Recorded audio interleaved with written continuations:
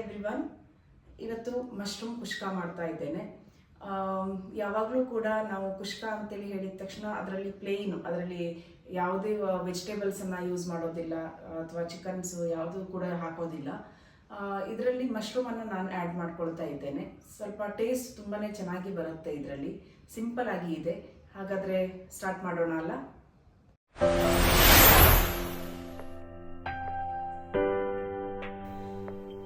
Mushroom ಕುಷ್ಕವನ್ನು ಮಾಡಲಿಕ್ಕೆ ಮೊದಲಿಗೆ ನಾನು ಒಂದು ಕುಕ್ಕರನ್ನು ತಗೊಂಡು ಅದಕ್ಕೆ 4ರಿಂದ 5 ಟೇಬಲ್ ಸ್ಪೂನ್ ಆಗುವಷ್ಟು ಎಣ್ಣೆಯನ್ನು ಹಾಕಿದ್ದೇನೆ.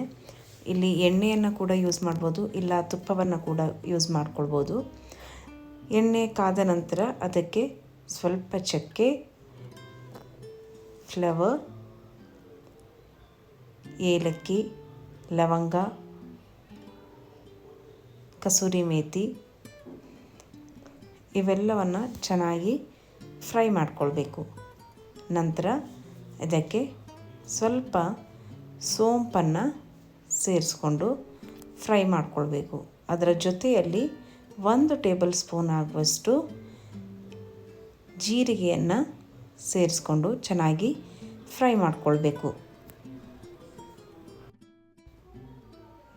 ಇವೆಲ್ಲವೂ ಕೂಡ ಎಣ್ಣೆಯಲ್ಲಿ ಚೆನ್ನಾಗಿ ಫ್ರೈ ಆದ ನಂತರ 2 ಮೀಡಿಯಮ್ ಸೈಜ್ನ ಆನಿಯನನ್ನು ಕಟ್ ಮಾಡಿ ಹಾಕಿ ಚೆನ್ನಾಗಿ ಫ್ರೈ ಮಾಡಿಕೊಂಡು ನಂತರ ಇದಕ್ಕೆ ಸ್ವಲ್ಪ ಕ್ಯಾಶ್ಯೂವನ್ನು ಸೇರಿಸಿ ಇವೆಲ್ಲವೂ ಕೂಡ ಚೆನ್ನಾಗಿ ಫ್ರೈ ಆದ ನಂತರ ಒಂದು 2ರಿಂದ 3 ಗ್ರೀನ್ ಚಿಲ್ಲಿಯನ್ನು ಆ್ಯಡ್ ಮಾಡ್ಕೊಳ್ತಾ ಇದ್ದೇನೆ. ಇದು ಕೂಡ ಎಣ್ಣೆಯಲ್ಲಿ ಚೆನ್ನಾಗಿ ಫ್ರೈ ಆಗಬೇಕು. ಇಲ್ಲಿ ಗ್ರೀನ್ ಚಿಲ್ಲಿಯ ಜೊತೆಗೆ ನಾವು ಮತ್ತೆ ಪುನಃ ಖಾರವನ್ನು ಸೇರಿಸ್ಕೊಳ್ತೇವೆ.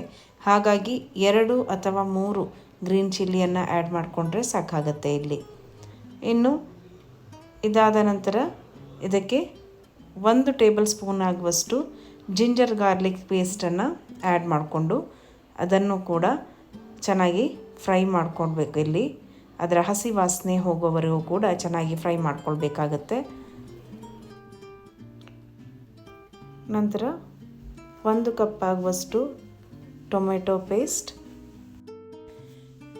ಟೊಮೆಟೊ ಚೆನ್ನಾಗಿ ಎಣ್ಣೆಯಲ್ಲಿ ಫ್ರೈ ಆಗಬೇಕು. ಅದರ ಹಸಿ ವಾಸನೆ ಹೋಗುವವರೆಗೂ ಕೂಡ ಚೆನ್ನಾಗಿ ಫ್ರೈ ಮಾಡ್ಕೊಳ್ಬೇಕು. ಇನ್ನು ಇದಕ್ಕೆ 1 ಟೇಬಲ್ ಸ್ಪೂನ್ ಆಗುವಷ್ಟು ರೆಡ್ ಚಿಲ್ಲಿ ಪೇಸ್ಟನ್ನು ಆ್ಯಡ್ ಮಾಡ್ಕೊಳ್ತಾ ಇದ್ದೇನೆ. ರೆಡ್ ಚಿಲ್ಲಿ ಪೇಸ್ಟನ್ನು ಮಾಡುವ ವಿಧಾನವನ್ನು ಆಲ್ರೆಡಿ ನಾನು ಮೊದಲಿನ ರೆಸಿಪಿಯಲ್ಲಿ ಹಾಕಿದ್ದೇನೆ. ಬ್ಯಾಡಗಿ ಮೆಣಸನ್ನು ನೀರಿನಲ್ಲಿ ಬೇಯಿಸ್ಕೊಂಡು ಅದನ್ನು ಪೇಸ್ಟ್ ಮಾಡಿಕೊಂಡ್ರೆ ರೆಡ್ ಚಿಲ್ಲಿ ಪೇಸ್ಟ್ ರೆಡಿ ಆಗುತ್ತೆ. ಕಲರ್ ಕೂಡ ಇದರಲ್ಲಿ ಚೆನ್ನಾಗಿ ಬರುತ್ತೆ. ಇದನ್ನು 1 ಟೇಬಲ್ ಸ್ಪೂನ್ ಆಗುವಷ್ಟು ಸೇರಿಸ್ಕೊಂಡ್ರೆ ಸಾಕಾಗತ್ತೆ. ಇಲ್ಲಿ ಇದೆಲ್ಲವೂ ಚೆನ್ನಾಗಿ ಫ್ರೈ ಆದ ನಂತರ 1 ಟೇಬಲ್ ಸ್ಪೂನ್ ಆಗುವಷ್ಟು ಬಟರನ್ನು ಆ್ಯಡ್ ಮಾಡ್ಕೊಳ್ತಾ ಇದ್ದೇನೆ ನಾನಿಲ್ಲಿ. ಇದರಿಂದ ಟೇಸ್ಟ್ ತುಂಬಾ ಚೆನ್ನಾಗಿ ಬರುತ್ತೆ. ನಂತರ 1 ಟೇಬಲ್ ಸ್ಪೂನ್ ಆಗುವಷ್ಟು ಟರ್ಮರಿಕ್ ಪೌಡರ್, ಹಳದಿ ಪೌಡರನ್ನು ಹಾಕ್ಕೊಳ್ತಾ ಇದ್ದೇನೆ. 1 ಟೇಬಲ್ ಸ್ಪೂನ್ ಆಗುವಷ್ಟು ಕೊರಿಯಂಡರ್ ಪೌಡರ್, ಇನ್ನು 1 ಟೇಬಲ್ ಸ್ಪೂನ್ ಆಗುವಷ್ಟು ಜೀರಿಗೆ ಪೌಡರ್, 1.5 ಸ್ಪೂನ್ ಆಗುವಷ್ಟು ಗರಂ ಮಸಾಲ ಪೌಡರನ್ನು ಆ್ಯಡ್ ಮಾಡ್ಕೊಳ್ತಾ ಇದ್ದೇನೆ. ಇನ್ನು ಒಂದು ಅರ್ಧ ಟೇಬಲ್ ಸ್ಪೂನ್ ಆಗುವಷ್ಟು ಪೆಪ್ಪರ್ ಪೌಡರನ್ನು, ಕ್ರಷ್ ಮಾಡಿರುವಂತಹ ಪೆಪ್ಪರನ್ನು ಹಾಕ್ಕೊಳ್ತಾ ಇದ್ದೇನೆ. ಇಲ್ಲಿ ನೀವು ಪೆಪ್ಪರ್ ಪೌಡರನ್ನು ಕೂಡ ಹಾಕ್ಕೊಳ್ಬೋದು, ಇಲ್ಲ ಕ್ರಷ್ ಮಾಡಿರುವಂತಹ ಪೆಪ್ಪರನ್ನು ಕೂಡ ಆ್ಯಡ್ ಮಾಡ್ಕೊಳ್ಬೋದು. ಇವೆಲ್ಲವನ್ನು ಕೂಡ ಚೆನ್ನಾಗಿ ಫ್ರೈ ಮಾಡಿದ ನಂತರ ಒಂದು 3 ಟೇಬಲ್ ಸ್ಪೂನ್ ಆಗುವಷ್ಟು ನೀರನ್ನು ಆ್ಯಡ್ ಮಾಡಿಕೊಂಡು ಚೆನ್ನಾಗಿ ಬೇಯಿಸ್ಕೊಂಡು ನಂತರ ಇದಕ್ಕೆ ಕಟ್ ಮಾಡಿ ಇಟ್ಕೊಂಡಿರುವಂತಹ ಮಶ್ರೂಮನ್ನು ಆ್ಯಡ್ ಮಾಡಿಕೊಂಡು ಚೆನ್ನಾಗಿ ಇದನ್ನು ಇಲ್ಲಿ ಫ್ರೈ ಮಾಡಿಕೊಳ್ಬೇಕು. ನಂತರ ಒಂದು 1/2 ಕಪ್ ಆಗುವಷ್ಟು ಕರ್ಡನ್ನು ಇದಕ್ಕೆ ಆ್ಯಡ್ ಮಾಡ್ಕೊಳ್ತಾ ಇದ್ದೇನೆ. ಇದರಿಂದ ಟೇಸ್ಟು ತುಂಬಾ ಚೆನ್ನಾಗಿ ಬರುತ್ತೆ, ಸ್ವಲ್ಪ ಡಿಫ್ರೆಂಟ್ ಫ್ಲೇವರ್ ನಿಮಗೆ ಕೊಡುತ್ತೆ. ಹಾಗಾಗಿ ಇವೆಲ್ಲವನ್ನು ಚೆನ್ನಾಗಿ ಮಿಕ್ಸ್ ಮಾಡಿಕೊಂಡು ಒಂದು 2 ಮಿನಿಟ್ಸ್ ನೀವು ಚೆನ್ನಾಗಿ ಇದನ್ನು ಬೇಯಿಸ್ಕೊಳ್ಬೇಕು. ನಂತರ ಇದಾದ ನಂತರ ಚಿಕ್ಕದಾಗಿ ಕಟ್ ಮಾಡಿ ಇಟ್ಕೊಂಡಿರುವಂತಹ ಕೊತ್ತಂಬರಿ ಸೊಪ್ಪನ್ನು ಆ್ಯಡ್ ಮಾಡಿಕೊಳ್ಬೇಕು. ಹಾಗೆ ಇದನ್ನು ಒಂದು 1/2 ಕಪ್ ಆಗುವಷ್ಟು ಆ್ಯಡ್ ಮಾಡಿಕೊಂಡ್ರೆ ಸಾಕಾಗುತ್ತೆ.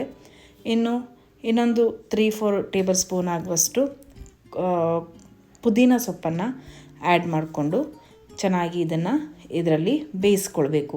ಈ ಎಲ್ಲ ಮಸಾಲೆಗಳು ಕೂಡ ಚೆನ್ನಾಗಿ ಹೊಂದಿಕೊಳ್ಬೇಕು. ನಂತರ ಇದಕ್ಕೆ ರುಚಿಗೆ ತಕ್ಕಷ್ಟು ಉಪ್ಪನ್ನು ಸೇರಿಸ್ಕೊಳ್ತಾ ಇದ್ದೇನೆ ಇಲ್ಲಿ. ಇದೆಲ್ಲವೂ ಚೆನ್ನಾಗಿ ಮಿಕ್ಸ್ ಆದ ನಂತರ ಚೆನ್ನಾಗಿ ವಾಶ್ ಮಾಡಿ ಇಟ್ಕೊಂಡಿರುವಂತಹ ರೈಸನ್ನು ನಾನಿಲ್ಲಿ ಆ್ಯಡ್ ಮಾಡ್ಕೊಳ್ತಾ ಇದ್ದೇನೆ. ನಾನಿಲ್ಲಿ 2 ಕಪ್ ಆಗುವಷ್ಟು ರೈಸನ್ನು ತೊಗೊಂಡಿದ್ದೇನೆ. 2 ಕಪ್ ರೈಸಿಗೆ 4 ಕಪ್ಪಷ್ಟು ನೀರನ್ನು ಸೇರಿಸ್ಕೊಂಡ್ರೆ ಸಾಕಾಗುತ್ತೆ. ಯಾಕಂದರೆ ಆಲ್ರೆಡಿ ಮಶ್ರೂಮಲ್ಲಿ ನೀರು ಬಿಟ್ಕೊಳ್ತದೆ, ಹಾಗಾಗಿ ಎಕ್ಸ್ಟ್ರಾ ನೀರನ್ನು ನೀವಿಲ್ಲಿ ಆ್ಯಡ್ ಮಾಡ್ಕೊಳ್ಳುವಂಥ ಅವಶ್ಯಕತೆ ಇಲ್ಲ. ಹಾಗೆ ಉಪ್ಪು ಕಡಿಮೆ ಇದ್ದರೆ ಈ ಸಮಯದಲ್ಲಿ ಆ್ಯಡ್ ಮಾಡ್ಕೊಳ್ಬೋದು, ಅಥವಾ ಯಾವುದಾದ್ರೂ ಮಸಾಲ ನಿಮಗೆ ಕಡಿಮೆ ಫ್ಲೇವರ್ ಕೊಡ್ತಾ ಇದೆ ಅಂತೇಳಿ ಹೇಳಿದರೆ, ಗರಂ ಮಸಾಲ ಫ್ಲೇವರ್ ಕಡಿಮೆ ಇದೆ ಅಥವಾ ಚಿಲ್ಲಿ ಕಡಿಮೆ ಅನಿಸ್ತಾ ಇದೆ ಅಂತೇಳಿ ಹೇಳಿದರೆ ಈ ಟೈಮಲ್ಲಿ ಆ್ಯಡ್ ಮಾಡ್ಕೊಳ್ಬೋದು. ನಾನಿಲ್ಲಿ 2 ವಿಸಿಲ್ಸನ್ನು ತೆಗೆಸ್ಕೊಂಡಿದ್ದೇ ಆಗಿತ್ತು. ನೀವೀಗ ನೋಡ್ತಾ ಇರ್ಬೋದು, ಅನ್ನ ಚೆನ್ನಾಗಿ ಬೆಂದಿದೆ, ಉದುರುದ್ರಾಗಿ ಬಂದಿದೆ. 2 ವಿಸಿಲಿಗೆ ಅನ್ನ ಕೂಡ ಚೆನ್ನಾಗಿ ಬೆಂದಿತ್ತಾಗಿತ್ತು. ನೀವು ಕೂಡ ಈ ರೆಸಿಪಿಯನ್ನು ಟ್ರೈ ಮಾಡಿ ನೋಡಿ.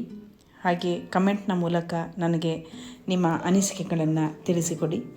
ಹೀಗೆ ನನ್ನ ಚಾನಲ್ನ ಸಪೋರ್ಟ್ ಮಾಡಿ, ಸಬ್ಸ್ಕ್ರೈಬ್ ಆಗಿ. Thank you.